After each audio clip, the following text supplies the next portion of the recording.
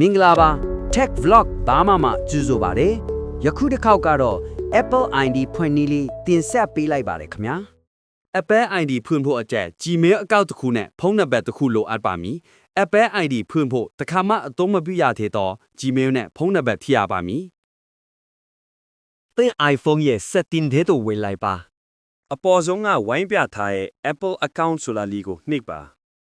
အောက်က Don't have an Apple account ဆိုတဲ့အပြာရောင်စာစားလေးကိုနှိပ်လိုက်ပါ မိမိအသက်အရွယ်ပေါ်မူတည်ပြီးရွေးချယ်ပေးပါ session နဲ့ပြည်ပြီးသူ့ထစ်လင်အောက်ဆုံးက adult ဆိုတဲ့ tab လေးကိုနှိပ်ပါ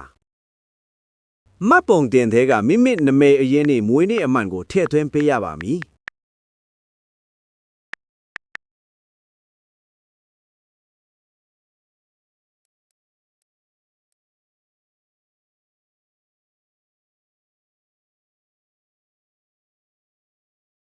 အားလုံးထည့်သွင်းပြီးလျင် continue ကိုနှိပ်ပါသင်ရဲ့ Gmail address ကိုဖြည့်သွင်းပေးပါ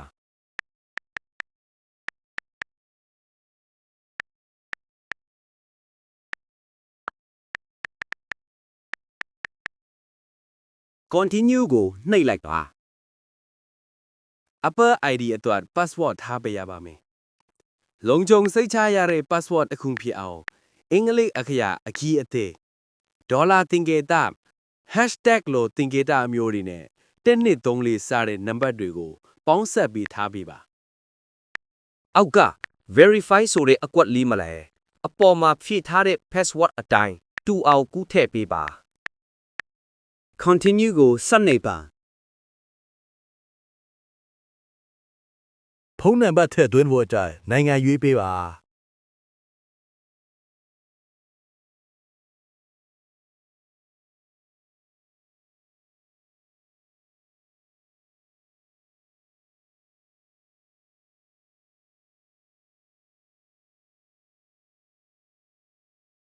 တင်းရဲ့ဖုန်းနံပါတ်ကိုဖြည့်သွင်းရပါမယ်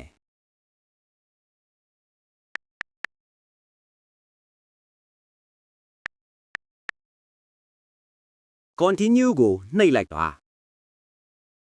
ထည့်သွင်းထားသောဖုန်းနံပါတ်ထဲသို့ပေးပို့လာသော verification code နံပါတ်6လုံးဝင်လာပါကထည့်သွင်းပြီး continue ကိုဆက်နှိပ်ပါ agree ကိုဆက်နှိပ်ပါ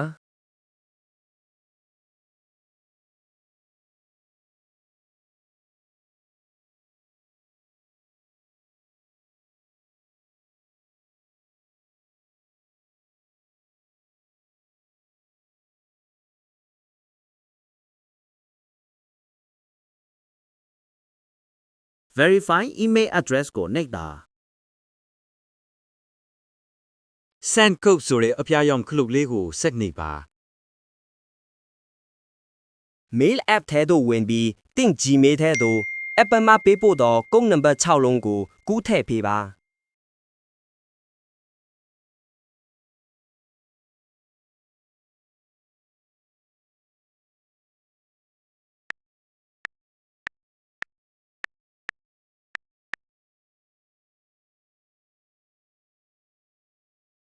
ကဲအခုဆိုသင် iPhone အတွက်မရှိမဖြစ်လိုအပ်တဲ့ Apple ID တစ်ခုရပါပြီ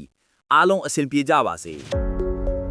နားမလည်တာရှိရင်လည်းဗီဒီယိုအောက်မှာ comment လေးချန်ခဲ့ပြီးမေးမြန်းနိုင်ပါတယ်ခင်ဗျာ